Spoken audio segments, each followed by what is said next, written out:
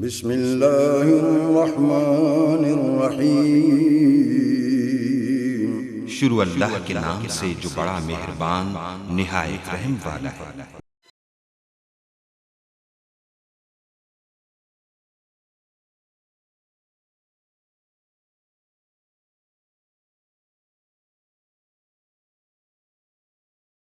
अमीनिल मकीनिल हनीनिल करीमिर रऊफिर रहीम। अम्मा बादु फ़ऊज़ु बिल्लाहि मिनश शैतानिर रजीम। बिस्मिल्लाहिर रहमानिर रहीम।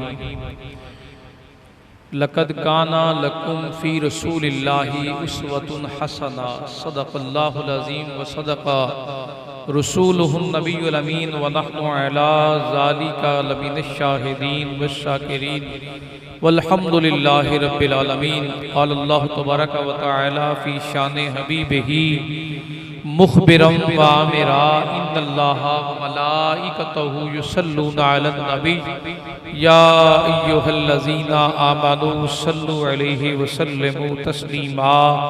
अल्लाहुम्मा सल्लि अला सय्यदिना व मौलाना मुहम्मदिन व अला आलि सय्यदिना व मौलाना मुहम्मदिन व बारिक वसल्लिम वसल्लि अलैहि।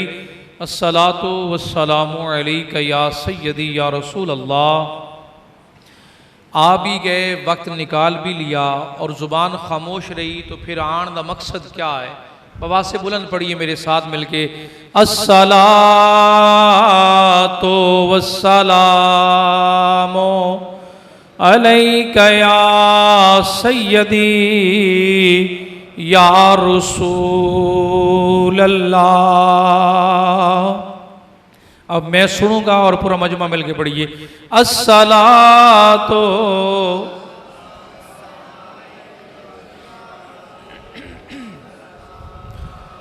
अस्सलातु वस्सलामु अलैका या सय्यदी या रहमतल लिल आलमीन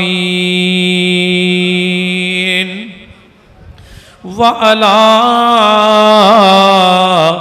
आलिका व सुहाबिका या राहतल लिल आशिकीन।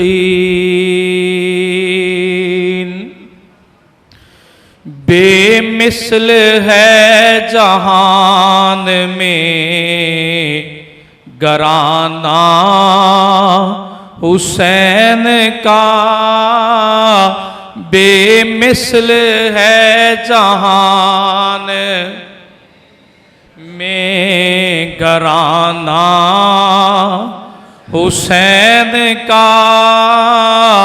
नबियों का ताजदार है नाना हुसैन का। नबियों का ताजदार है नाना हुसैन का। वलियों का ताजदार है बाबा हुसैन का। बेमिसल है जहान में घराना। दो पल की थी हुकूमत बस यजीद की। सदियाँ हुसैन की हैं ज़माना। सदियाँ हुसैन की हैं ज़माना। हुसैन का बेमिसल है जहान में नाना हुसैन का। नबियों का ताजदार है नाना। बदा हम्द वस्सलात फ़ी अज़मत नबी सल्लल्लाहु अलैहि वसल्लम।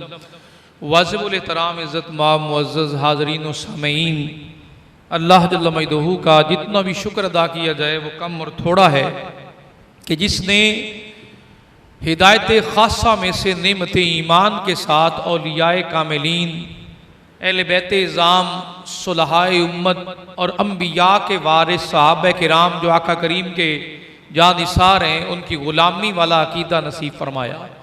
आशिकान रसूल, बड़ी खुशी की बात है, इस असम्बली ने एक बिल बनाया, पास भी हो गया ताज़ीरात पाकिस्तान के तहत। बिल क्या पास हुआ कि सहाबा किराम की गुस्ताखी करने वाले को पाकिस्तान के कानून के मुताबिक 10 साल की कैद होगी। अहले बैत के गुस्ताख को भी 10 साल की। अल्लाह करे इस कानून पर अमल हो जाए। कानून बहुत अच्छा है, पसंद आया, दिली खुशी हुई। दिली खुशी हुई इस बात पर कि पाकिस्तानी हुकूमत ने यह काम भी कर लिया। फिरकावारियत और फितना परस्ती इन हस्तियों के नाम पर जो बीज बो रहे थे उसका खात्मा भी होगा और हौसला शिकनी भी होगी, और आपसी झगड़े जो तलवार, गोली और बम ब्लास्टिंग तक जाएंगे काफ़ी हद तक कम हो जाएंगे। ये लड़ाई अदालतों में चली जाएगी। सहाबा की बेअदबी करने वाले, अहले बैत इज़ाम की बेअदबी और गुस्ताखी करने वाले कैफरे किरदार तक पहुँचे। दुआ करते हैं और उम्मीद करते हैं कि अल्लाह करीम कानून में इतनी ताकत बनाए और मुल्क पाकिस्तान की अदलिया को इतना अल्लाह करीम मजबूत बनाए, ऐसे जालिमों को सजाएं दें और कैफरे किरदार तक पहुँचाए। ये एक बात बड़ी पसंद आई। नबी पाक की गुस्ताखी और बेअदबी का कानून तो हद में है ना, हद में सजाए मौत है, तो ये कानून कहीं नहीं था, अब बन गया है ताज़ीरात पाकिस्तान के तहत। यानी पाकिस्तानी कवानीन के अंदर ये बात अब शामिल कर दी गई है कि जो सहाबा किराम और अहले बैत तहार पर बदजुबानी करेगा, बेअदबी करेगा, तान करेगा, वो काबिल गिरफ्त होगा और सज़ा 10 साल की उसकी कैद की सज़ा होगी। अल्लाह करीम अमल वालों का साथ नसीब फरमाए और हाकिम भी अल्लाह करीम आदिल अता फरमाए। आज जो मैंने बतौर ख़ास उन्वान चुना है वो है कि जिन पांचों के साथ हमारा ताल्लुक है, अहले बैत इज़ाम के साथ जिनकी हमारी निस्बत है, उनकी सीरत और किरदार कैसा है।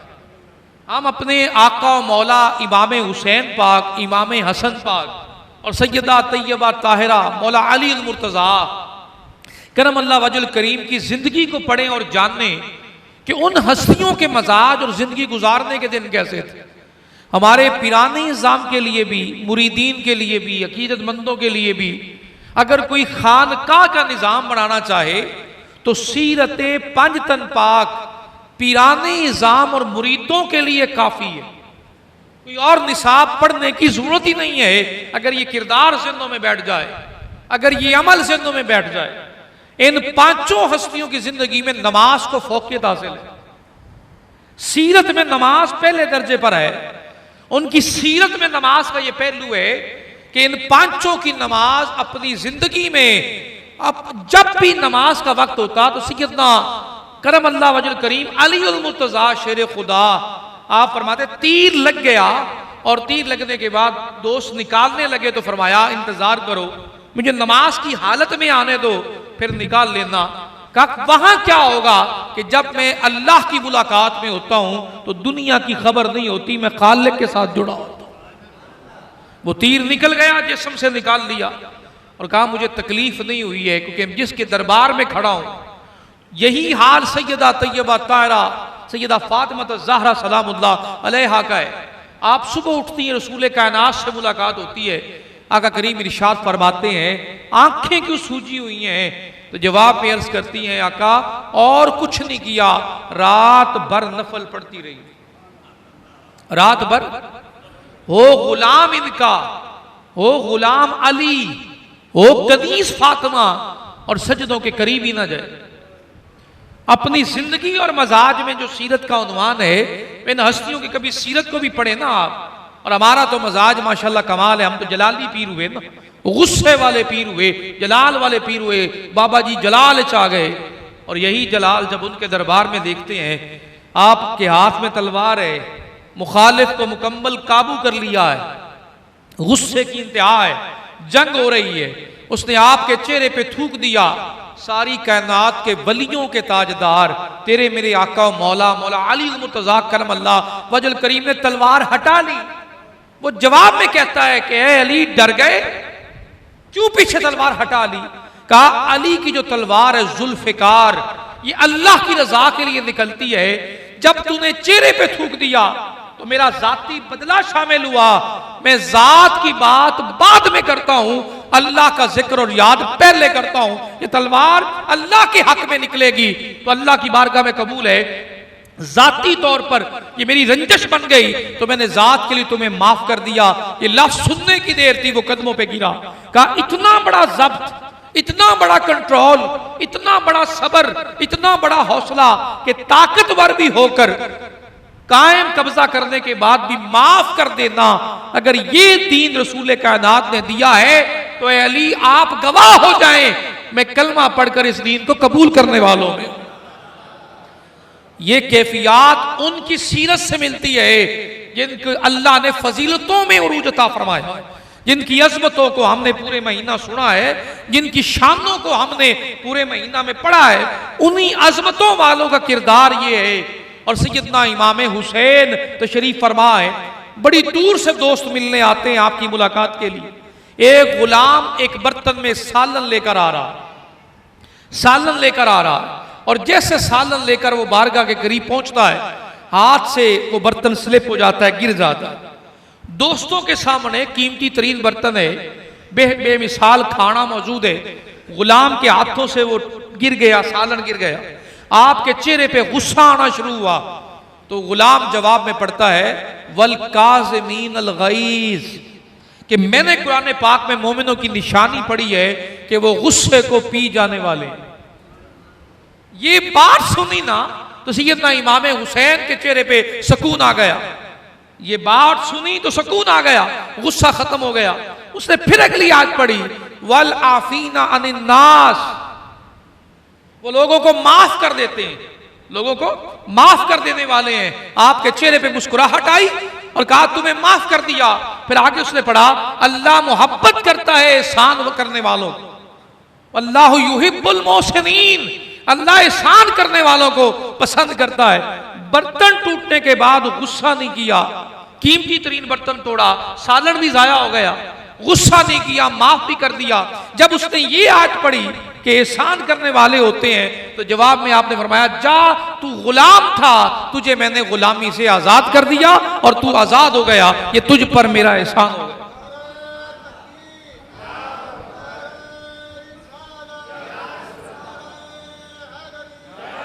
नाम की शय कोई नहीं, बस मौका मिलने की देर है, रगड़ के रख दूंगा, उजाड़ के रख दूंगा, बर्बाद करके रख।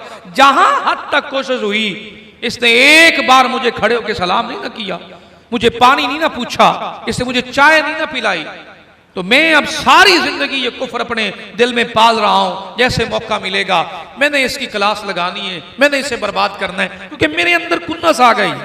लेकिन जिनकी सीरत को मैंने पढ़ा है, आज के पुराने निजाम का भी यही हाल, बस गुस्सा आ गया तो मुरीद पे भड़क उठे, अब तेरा कबाड़ा होगा तो उजड़ के रह जाएगा। वो बेचारे कांप रहे होते, डर रहे होते, इस डर का फायदा उठाकर लूटते हैं, फिर ठूठ मचाते हैं, फिर तमाशे बनाते हैं। और क्या कुरान क्या कहता है, गुस्सा पीने वाले, माफ कर देने वाले और एहसान करने वाले। और ये तीनों सूरतें ही सीरत और किरदार इमाम हसन के वजूद में नजर आई। और बांटने वाली तो क्या बात, देने वाली तो कमाल, आपकी जात के अंदर सखावत का उनसर तो कमाल है। और देना है तो इन बारगाह से सीखिए ना। आप जुमे की नमाज पढ़ाकर फारिग हुए, कुछ माल आया हजरत अमीर मुआविया रज़ी अल्लाह तआला अन्हु की जानिब से आपकी खिदमत में हजरत इमाम हसन पाक की, वो मस्जिद में ढेर लग गया। कूफा की मस्जिद बार बताते, कूफा की मस्जिद में ढेर लग गया। जब खिताब जुमे का खुतबा फरमा के तशरीफ लाते हैं ना, एक शख्स जल्दी से दौड़कर वो जोड़े सीधे कर देता है, जोड़े सीधे कर देता है और जोड़े पाँव में पहना देता है। सीधे किए, सीधे करके पाँव में पहना दिए। आपने फरमाया जितना माल पड़ा है ना, ये सारा तेरा हो गया, ले दे। जो ढेर लगे हुए माल के थे, क्या फरमाया कि माल की वैल्यू नहीं है, दिल में कदर ही नहीं है। और पास खड़ा हुआ शख्स खड़ा कहने लगा ये तो आपने बड़ा फजूल खर्ची वाला काम कर दिया। वो कहने लगा ला खैरा फिल इसराफ, मेरे इमाम से कहने लगा फजूल खर्ची में कोई नेकी नहीं है। जब उसने ये कहा ना तो इमाम हसन तेरे मेरे सरदार, जन्नतियों के सरदार, आप इरशाद फरमाते हैं ला इसराफा फिल खैर, नेकी के काम में कोई फजूल खर्ची नहीं है। आप जितना खर्च कर देंगे वो सारा कबूल ही कबूल है। नेकी के कामों में, थोड़ा ऊंची बोलिए, नेकी के कामों में, थोड़ा और ऊंची बोलिए, नेकी के कामों में। ये किसका फतवा है? तो मिलाद पर 2 परचम लगाएं, 4 लगाएं, झंडियां लगाएं, लंगर पकाएं, ये किसने कहा कि नेकी के कामों में? और दूसरा यहां एक बात शामिल कर लूं अपने अमल के लिए। मेरे आका करीम ने फरमाया 3 चीजें अपनी औलाद को सिखा के जानी। 3 चीजें सिखाओ। कौन कौन सी सिखानी है? पहला, अपने नबी की मोहब्बत सिखाओ, थोड़ा ऊंची बोलिए। दूसरा, नबी की औलाद की मोहब्बत सिखाओ, 2 हो गए। और तीसरा, ये कई मर्तबा मैंने भी बयान की और बाकी भी मेरे जितने भी फाजिल दोस्त बयान करते रहते हैं, आप सबको याद है। दूसरा, नबी की औलाद की मोहब्बत सिखाओ। ये कलेमात के नबी की औलाद की मोहब्बत सिखाओ। और तीसरा फरमाया कुरान की तिलावत सिखाओ। अब मेरा तमाम अक्ल शऊर के मालिक लोगों से एक सवाल है, अल्लाह के रसूल की मोहब्बत अपनी औलाद को सिखाएं कैसे? बताइए कैसे सिखाएं? ये मेरा कुरान की तिलावत तो हम सिखा रहे हैं, हर मस्जिद में, हर घर में, हर गली में, हर मोहल्ले में कुरान पढ़ाने वाले, कुरान सिखाने वाले, वो तो हमने मरकज बना लिए। लेकिन अल्लाह के रसूल की मोहब्बत कैसे सिखाएं? एक दूसरा, अल्लाह के रसूल की औलाद की मोहब्बत कैसे सिखाएं? बताइए कहां भेजें? वो ट्रेनिंग सेंटर कहां है जहां अल्लाह के रसूल की भी मोहब्बत सिखाई जाए और अल्लाह के रसूल की औलाद की मोहब्बत भी सिखाई जाए? तो बताइए कहां है वो? आका ने तीनों सिखा कर जाने को कहा, सिर्फ बतानी नहीं है, सिखानी है। अब मोहब्बत सिखानी कैसे है, ये मेरा आपसे सवाल है। मिलाद में मनाता नहीं हूं, झंडे में लगाता नहीं, जलूस में मैं जाता नहीं, ये सारी बातें बिदअत हो गई। दुरूद शरीफ खड़े होकर पढ़ूं तो मुझे एतराज है, मैं लंगर पक जाए तो लंगर नहीं खाता हूं, मुझे एतराज है। लेकिन मैं नबी की मोहब्बत अपनी औलाद को सिखाना चाहता हूं, कैसे सिखाऊं? मेरे पास परफॉर्मेंस क्या है कि मेरी औलाद नबी पाक की आशिक हो जाए, नबी पाक की सच्ची गुलाम हो जाए? तो क्या मतलब है? पहले मेरे अंदाज़े अमल में रसूल कायनात के साथ मोहब्बत का इजहार होगा तो मेरी औलाद को पता चलेगा ना। मेरी औलाद तब ही जानेगी कि हमारा बाप तो नबी पाक का इतना आशिक है, मोहब्बत करने वाला है, वो तो घंटों घंटों नबी पाक पर दुरूद सलाम पढ़ता रहता है। बताने की जरूरत पड़ेगी औलाद को? बताइए ना। महफिल मिलाद सजा रहे हैं, मिलाद बना रहे हैं, बेटा साथ आ रहा है और बेटा साथ आकर कह रहा है कि मिलाद की महफिल में नबी पाक का हुस्न बयान होता है, सरकार के चेहरे की बातें होती हैं, इतना सोना चेहरे वाला, इतनी दुनिया आशिक है उनकी, इतनी दुनिया दीवानी है उनकी, वो हाथ उठाते हैं तो चांद तो टुकड़े हो जाता है। जब हुस्न बयान होगा, जब ताकत बयान होगी, जब इल्म बयान होगा तो तेरी मेरी नस्ल दूर नहीं होगी, वो नबी पाक की गुलामी में आने लग जाए कि हम गलत रास्ते पर नहीं है, रसूल पाक के साथ जुड़े हुए। और तीसरा, जब औलाद का तज़किरा होगा ना तो औलाद रिसालत माँ को शान के साथ, तकरीम के साथ, और आपसे बढ़कर कौन जानता है कि कैसे सिखाई जाए मोहब्बत? मैं मिसाल देकर समझाता हूं। आप एक दफ्तर में मुलाजिम हुए, आपके ऊपर 4 अफसर हैं जिनके मतहत आप अफसर के सामने कैसे खड़े होते? सिंपल मुझे इस बात का जवाब देते, what is your performance in your office in front of your officer? अपने ऑफिसर के सामने आपका खड़े होने का अंदाज क्या है? बस इतनी ही बात मुझे बता दे और समझा दे। अगर आप यस सर करके, सर झुका के बात करते हैं तो आपकी जॉब चलती रहेगी, एक बार भी इनकार करेंगे तो फारिग कर दिए जाएंगे। ऐसे ही है ना, बिला तशबीह बिला मिसाल, जब दरबारे रिसालत की बात आए और दरबारे आले मोहम्मद की बात आए तो वहां आशिकों का अंदाज कैसा होना चाहिए? हाथ बंधे हों, निगाहें बंद हों और या नबी सलामुन अलैक पढ़ा जा रहा हो, या रसूल सलामुन अलैक पढ़ा जा रहा हो। कोई पूछने वाला पूछे ये अंदाज कैसा है? कहा तुम दफ्तर में ऑफिसर के सामने हाथ बांध के खड़े होकर यस्सर करते हो, हम सारी कायनात के खालिक के महबूब के दरबार में हाथ बांधकर सलाम पेश करते हैं। ये हमारा अंदाज़े मोहब्बत है, ये हमारा अंदाज़े तरीका है। जब आले मोहम्मद का जिक्र होता है तब भी हम झूम उठते हैं। हमारे एतराज की पोटली घर है। कैसे और क्यों, ये सवाल हर बंदा करता है और हर बंदा कर सकता है, ये करना मुश्किल नहीं है। आप कोई भी, ये जो इंजीनियर मिर्जा है जिक्र करना भी पसंद नहीं करता, इसका काम क्या है, ये कैसे हो गया, ये क्यों हो गया, इसके अलावा कुछ नहीं कर रहा। ये कैसे हो गया, ये क्यों हो गया।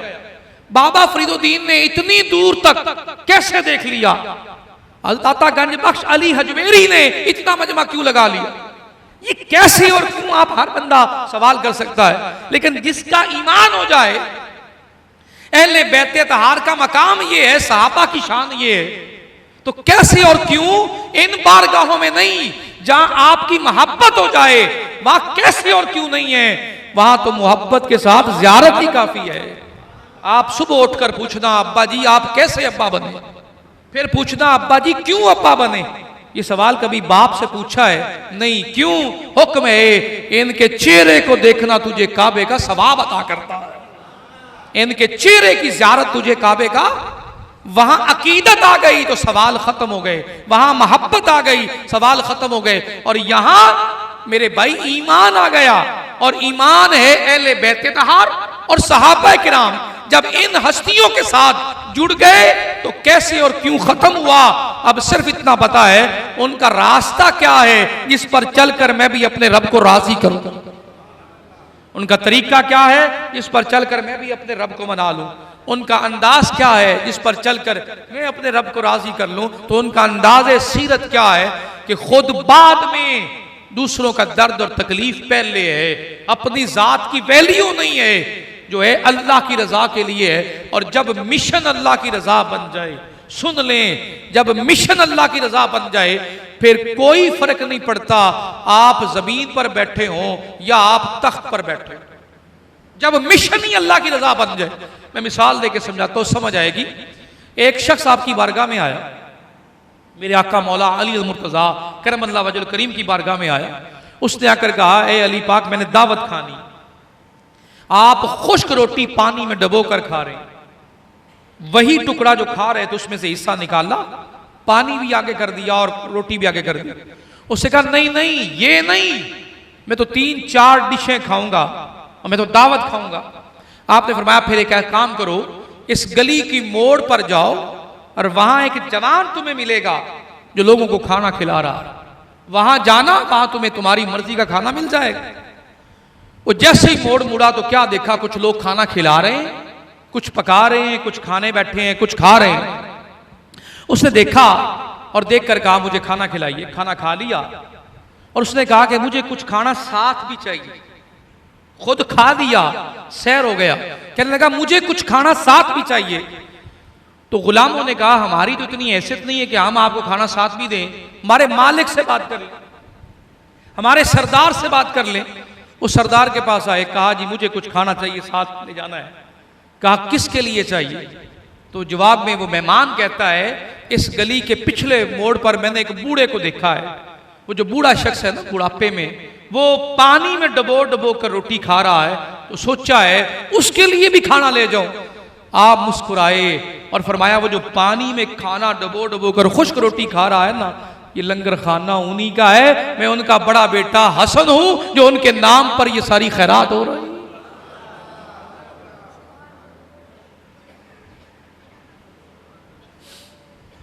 जिन्हें तुमने खुश्क रोटी खाते देखा है ना, ये दावतें उन्हीं के नाम पे, उन्हीं का जिक्र पे, उन्हीं के तस्करे पे चल रही है। ये उन्हीं का तो लंगर खाना है जहां पर तुम डिशे खा के जा रहे हो। तो कहा दुनिया का उनके नजदीक दुनिया की वैल्यू ही कोई नहीं है, फर्क नहीं पड़ता कोई दावत पकाए या खाली हाथ मिला ले, फिर फर्क ही नहीं पड़ता जब रजा ही अल्लाह की हो, मतमे नजर ही अल्लाह की रजा हो। फिर आका उमर पाक पैबंद लगे कपड़े पहनकर भी कहें मुझे फर्क नहीं पड़ता, मैं इन कपड़ों में भी उमर हूं, जमीन पर लेटा हूं तब भी उमर हूं। बगैर बिछोने के लेटा हूं तो तब भी उम्र फर्क नहीं पड़ता। और जब हम अपनी जात को लाकर खड़ा कर लें और अल्लाह की जात को निकाल दें तो फिर फर्क पड़ता है। कोई पानी का गिलास भी ना पूछे, कोई चाय भी ना पूछे, कोई खाना भी ना पूछे, कोई इज्जत ही ना करे, तो बड़ा फर्क पड़ता है। और जब हम अपनी जात को शामिल कर लेते हैं ना, फिर उजड़ते हैं। और जब अल्लाह की रजा को शामिल करके रखते हैं तो फिर मेरे भाई हाथ खाली मिला लेना ही काफी है। उसने कम से कम हाथ तो मिलाया, उसने मुस्कुरा के देखा तो सही, फिर इस बात इतनी बात ही काफी लगती है। अब मेरी बात जिस जानिब ले जा रहा हूं थोड़ा गौर कीजिएगा। जब अल्लाह की रज़ामत में नजर हो तो फिर अली असगर छोटे हों, अली अकबर जवान हों, दो साथ हों, सारे उसके रास्ते पे कुर्बान भी कर देना, तो फिर आका इमाम हुसैन पेश होकर कहते हैं सुबहाना रब्बी अल आला। फिर सर सजदे में रखकर 72 जिस्म उठाकर जमा करके और बारगाह खुदाबंदी में सर झुका कर कहते हैं मौला राजी हो गया। तो वहां से जवाब आता है रदी अल्लाहु अन्हुम वरदु अन, अल्लाह उनसे राजी है। अब उनसे पूछो क्या वो रब से राजी है? रब तो राजी हो गया, अब इनसे पूछो ये अपने रब से राजी हैं? तो जवाब आता है या अल्लाह हम कहां आप कहां? कहा नहीं, जब तुम अपने रब से राजी हो और सब कुछ अल्लाह के लिए कर लिया है तो अब जवाब आता है तुम बताओ तुम अपने रब से राजी हो या नहीं? हजरत सैयदना सिद्दीक़ अकबर रज़ी अल्लाह ताला अन्हु, ये तो पूरा का पूरा कुनबा बारगाह में पेश किया ना। आपने माल लाकर रखा दरबार रिसालत में और कुछ भी घर नहीं रखा। और जब माल पेश किया तो अल्लाह ने पूछा जो घर सारा लाकर आपके कदमों में रख रहे हैं, अपने इस यार से पूछे ये रब से राजी हैं? ये मकाम बड़ा मुश्किल मिलता है कि रब से बंदा कहे कि मैं रब से राजी हूं। रब को राजी करना तो हर बंदा चाहता है। वरदू अन, तर्जमा पढ़ के देखिएगा, अल्लाह उनसे राजी और वो अल्लाह से राजी है। अल्लाह से राजी कब होते? अल्लाह से राजी होने वाले फिर उजड़ते नहीं है, फिर दिमाग के अंदर शिकवे नहीं आते जो रब से राजी हो। और रब से जो राजी हो फिर वो ये चाहत नहीं करता कि तख्त मिले या फर्श मिले। जो रब से राजी हो फिर वो फर्क मिटा देता है। रब से जो राजी हो ये वो मकाम नसीब होता है जिसके बाद कुरान कहता है, जवाब आता है या अय्यतुहन नफ्सुल मुतमइन्ना, ए इत्मीनान वाली जान, इरजई, पलटा, इला रब्बे के रादियतम मर्दिया, इस हाल में पलटा अल्लाह तुझसे राजी है और तू रब से राजी है। फदखुली फी इबादी, अब रजा के इस मकाम पर आ जा और अल्लाह के बंदों में दाखिल हो जा। वदखुली जन्नती, और अल्लाह के बंदों में शामिल होकर तू जन्नत में चले जा। वो इत्मीनान वाली जान, इत्मीनान वाला कल्ब, वो नसीब कब होता है? जब बंदा अपनी जिंदगी का मिशन रब को राजी करना बना। अका अली अल मुर्तजा करमल्लाहु वजह करीम बाजार गए, 7 गुलाम है। बड़ी खूबसूरत तरीन रिवायत और बहुत खूबसूरत तरीन अंदाज आपकी सीरत पाक का। जैसे बाजार गए तो वहां जाकर सूट खरीदे, कपड़े खरीदे। एक सूट 8 दिरहम का आया, एक 3 दिरहम का आया, तो दोनों सूट पसंद आ गए, ले आए। जब घर में दाखिल होने लगे तो तेरे मेरे मौला अली मुर्तजा करमल्लाहु वजहुल करीम ने उस गुलाम से इरशाद फरमाया, शॉपिंग गुलाम के साथ करने गए, गुलाम से इरशाद फरमाया मेरा सूट दे दे। जाहिर है गुलाम ने देखा जो कीमती है वो मालिक का होगा। वो जो कीमती 8 दिरहम का सूट था वो निकाला, निकाल कर कहा कि हुजूर ये लें। आपने फरमाया ये मेरा नहीं है, दूसरा सूट मेरा है। जब दूसरा सूट पकड़ा ना तो गुलाम पूछता हुजूर ये किसका है? तो तेरे मेरे आका मौला अली मुर्तजा करमल्लाहु वजहुल करीम इरशाद फरमाते हैं ये तेरा है। 8 दिरहम वाला सूट ये तुम्हारे लिए पसंद किया है। और साथ वो सूट पकड़ कर कहा 3 दिरहम का सूट पहन कर भी अली अली रहेंगे। 3 दिरहम का सूट पहन कर भी अली, सुभान अल्लाह करमल्लाहु वजहुल करीम। उनकी सीरत तैयबा, उनका मजाज, उनका अंदाज, उनका करम है।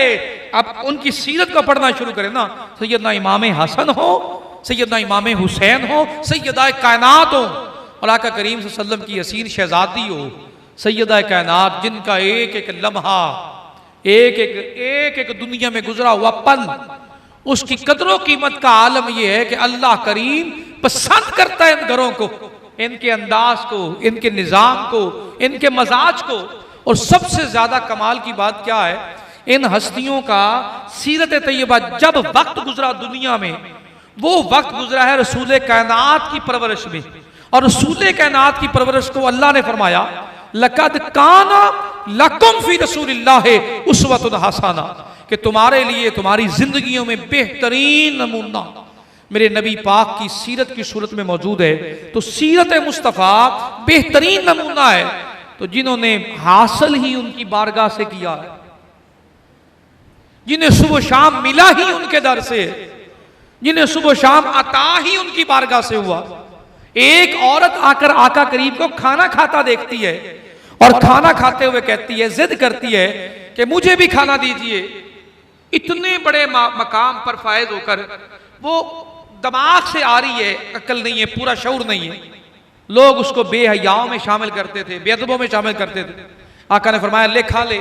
उसने कहा ये नहीं, जो निवाला आप खा रहे हैं वो निवाला चाहिए। अब कोई आपसे मांग कर देखे तो आप तो लड़ पड़ेंगे। आपने वही निवाला निकाल कर उस खातून को दिया, खा लो। वो जैसे ही निवाला उसके जिस्म का हिस्सा बना तो सहाबा कहते हैं उसके बाद से उसमें अल्लाह ने हया पैदा कर दी।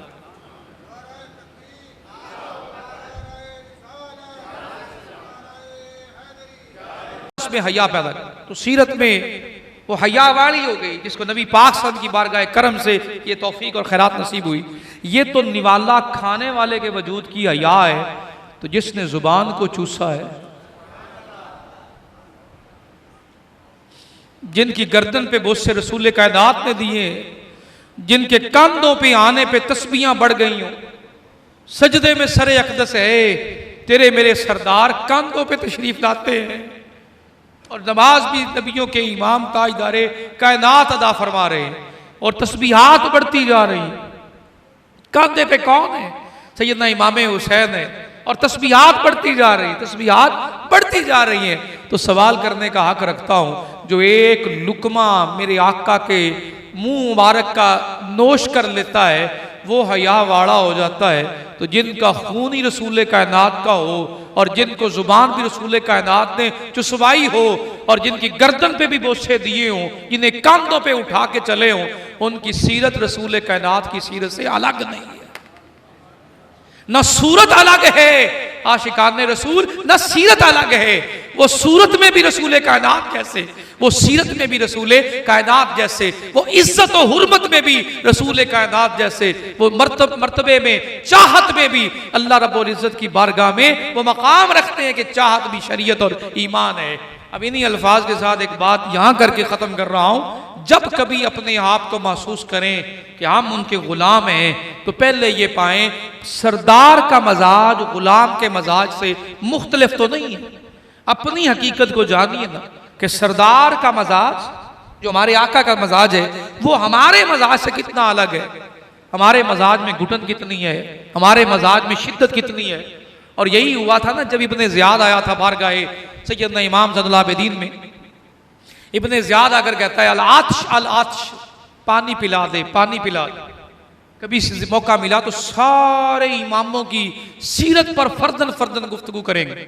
जितने हमारे इमाम हैं अहले बैत तहार के सादात हैं, इन पर फर्दन फर्दन गुफ्तगू करेंगे। इनके मजाज और किरदार, जो वक्त इन्होंने जमाने को दिया ना, बेमिसलो बेमिसाल शरीयत मुस्तफ़ा को दिया। वो खादिमों में रहे, दीन की नौकरी करते रहे, तभी पाक की गुलामी में वक्त गुजारा। वो अल आतिश, पानी पिला दो, पानी पिला दो। आप पानी का प्याला भरकर उसको पिलाते हैं ना, तो प्याला पकड़कर आपके चेहरा अक़दस को देखकर कहता है, पानी पकड़ लेता है, पीने लगता है, साथ कहता है लगता है आपने मुझे पहचाना नहीं, लगता है आपने मुझे पहचाना नहीं है। तेरे मेरे सरदार ने इरशाद फरमाया, पहचान तो मैंने तुम्हें आते ही लिया, कैसे भूल सकता हूं मैदान करबला में तड़पते हुए जिस्मों को, रौंदी हुई लाशों को, वजूदों को कैसे भूल सकता हूं, नेजों पे चढ़े हुए सरों को कैसे भूल सकता हूं, वहां की सख्तियों को, वहां के जो परदेसी वक्त गुजारा है वो कैसे भूल सकता हूं। एक एक लम्हा याद है कहा अच्छा एक प्याला और मिल जाएगा पानी का। मेरे सरदार ने दूसरा प्याला भी पकड़ाया, कहा अच्छा फिर इतना करम कैसे, इतनी मेहरबानी कैसे, इतनी शफकत कैसे। तो तेरे मेरे सरदार की जुबान से निकलता है वहां हम तुम्हारे मेहमान थे, जो तुम्हारे बड़ों ने तुम्हारी तरबियत की, तुमने वही अमल किया, और यहां आज तुम मेरे मेहमान हो, जो हमारे बड़ों ने हमारी तरबियत की है, हम वैसे पेश आ रहे हैं। वो तुम्हारा अंदाजे मोहब्बत और मेहमान नवाजी थी, ये हमारा अंदाजे मोहब्बत है। तुमने सर काटे हैं मेरे अपनों के, फिर भी मेरे दरवाजे पे चलकर आए हो। यही किरदार रसूल कायनात ने सिखाया है। जब आप फतह मक्का करके तशरीफ लाते हैं और सब काफिरों के सर झुके हुए हैं, एक ऑर्डर पास होना था, सर गर्दनों से अलग होते, तो मेरे बापा ने फरमाया, नाना ने फरमाया, मेरे आका ने फरमाया, हमने सबको माफ कर दिया। ये बात वहां से सीखी है। वो तेरा किरदार था जो तू पत्थर मारता रहा, रास्तों में कांटे बखेरता रहा। ये मेरे नबी का किरदार है कि हजरत अमीर हमजा का कलेजा चबाने वाली खातून सामने आती है, रसूल कायनात माफ कर देते हैं। उनसे मैंने पाया है, तूने तो पानी का प्याला मांगा है, तू माफी भी मांग लेता तो माफ कर देते। आशिकाने आले रसूल, मुहिब्बाने आले रसूल, ये मकाम है उनकी सीरत पाक का। कोशिश करूंगा अगले जुम्मतुल मुबारक अगर इसी महीने का मुनासबत से चला तो अगले सीरत में आपके मजाज में जो रहन सहन माशरत के अंदाज कि जिनमें आपने वक़्त गुजारा, उनके अवाल में आपका अंदाज कैसा था, इसे शामिल करेंगे। अल्लाह करीम मुझे पहले और आपको अमल की तौफीक अता फरमाए। आखिर दावाना अल्हम्दुलिल्लाहि रब्बिल आलमीन।